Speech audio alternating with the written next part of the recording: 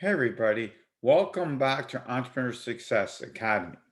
This is module 2 of how to open up a corporation. In today's issue here, we're going to talk about the mechanics and what you need to open up your corporation or LLC. In all 50 states, this deals with the US. All these traits I'm going to talk about, they all have it in common. It doesn't matter whatever state you're in. These are the three traits that they have all in common. You need to open it up. We're going to go over all the traits you needed and the simple steps to do it. Obviously, you can go out and do Rocket or LegalZoom. They're real expensive to do, and chances are you can do it yourself, or you go find somebody can do it for you. I'm just not a big fan of Rocket Lawyer or, LegalZoom because there's nobody there to help you. So now we're going to go over the four things you need to do to open up a corporation or LLC in your state. The four things you need to do is the first thing you need to do is you need to go out and Google and find the Secretary of State and Division of Corporation in the state that you have. All 50 states have it. You just got to go out and Google it. The fees all vary from state to state. So after you find it, you then got to go find the search bar. Every state has it that you're going to go sit there and search the name of what you want to call your business. You can call it whatever you want, but you're going to save yourself some time and money if you go out and search it in the beginning. Why is this is important? Because in almost all the states, you cannot have a duplicate name. Not only can you have a duplicate name, but if when you go search it, and you're going to see plenty of them that are inactive. My suggestion to you is you do not pick up or use an inactive account because this could be important. If that account did something bad in before and the next, and somebody's starting going on the state division of corporation website and they find your name, they're going to try to come after you. And remember, if you saw in module 1 of how to open up a corporation, we talk about how the liability is the biggest reason. So do not use the name. Try to make it different. Part of the reasons why, as long as it's materially different, you can use names that are similar. A good example of this would be, and I'm making this up, is Blue Sky. We're just going to call it Blue Sky for our argument. Now, chances are somebody's going to have Blue Sky. So what you might want to do is if you really like the Blue Sky, you put Blue Sky Management and Blue Sky Services. Adding LLC or corp at the end does not make it different. It has to be material different in the name because Blue Sky Services is different than Blue Sky, and it's also different from Blue Sky Management. So you could just keep adding words and words and words. You know, we've been doing this for almost 4 decades. So every time somebody wants something real close, I did one the other day. She wanted concrete pouring, and there's hundreds of them. So what I told her to do is add concrete pouring services. We sent it up, and it started to work. So now once you got this part figured out, the next part is the address. Okay, the address, it cannot be a P.O. box. Okay, it can be to your house. It can be at a UPS store, but it can't be a UPS box. It cannot be a post office box. From what I heard from clients of mine that are process services is that if something goes south, they cannot serve to PO box because nobody's there to sign it. Obviously, at your house or at a UPS store, there's still somebody to serve it.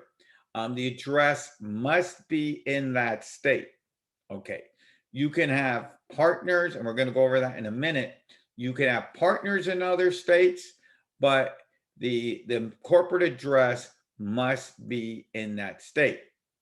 So now the same thing, another trick I'm going to teach you, a real trick is, when you go to like somebody like LegalZoom or Rocket Doctor, part of the things they're trying to gonna get you to do to pay more money is to be a registered agent. Okay, guess what? You don't need it. Okay, you can be the registered agent. You don't have to hire anybody else. All the registered agent is like, say in those other states, is a registered agent goes out and says you are the spokesperson for that company.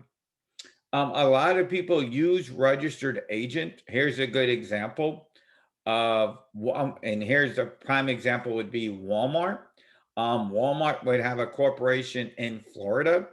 So what they would do is they hire somebody in Tallahassee, a law firm or somebody, to registered agent, because by definition, the registered agent is the person who does the spokesperson. So they would hire somebody to do it. However, if you're just like me, starting a small business, you don't need you don't need to hire somebody to register agent. You can do that on your own. Now, the next thing we're going to talk about is, and I hear this all the time, is, and in most states, you just need to have one officer. And guess what, guys? That one officer can be you. You know, you just put president. I mean, if you want to be the treasurer, secretary, most states don't care. You could be everything and everything. And, it doesn't matter. It doesn't matter that you're all four things. I'm going to give you a good example of why, if you have partners. Now, you don't necessarily have to put the partner. Oh, another thing that I see all the time is when we open up businesses is that people say that you must have your partners down on the business. No, no, you don't.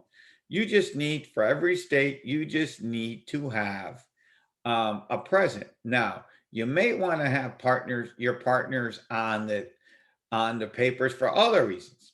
One of the reasons why, if you have partners, you might want them having down on the corporate papers is say when you go open up a bank account, or you need other people, you need somebody to speak for you.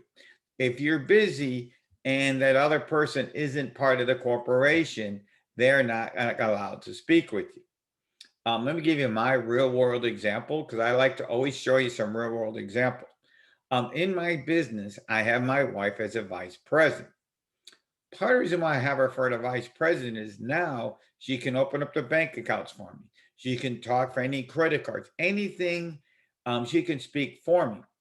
Before, when I didn't have her there, as an officer, okay, she'd be calling me up when I say, "Hey, go open up a bank account or go get us some credit cards or do something." They wouldn't do it. They have to call back to me. So bottom line is, go out, so you can have anybody and everybody on it, to open up the business. So let me go over a recap of what we just went over for today. By the way, this is a video, so you can have unlimited resources, unlimited time to go and watch it. So let's recap to how to open up your business. Step one is you got to go and Google and find Division of Corporations in the Department of State in your state. Step two is, you have to have a registered agent, which could be you. Step three is you have to have a mailing address in the state. It cannot be a P.O. box. It could be your house or UPS store. Step four is you need to have an officer at that address. However, you can have one officer, a bunch of officers. So that's it for today. Like I said, take plenty of notes. If you have any questions or comments, please follow us up on the Facebook group. Thank you and have a good day.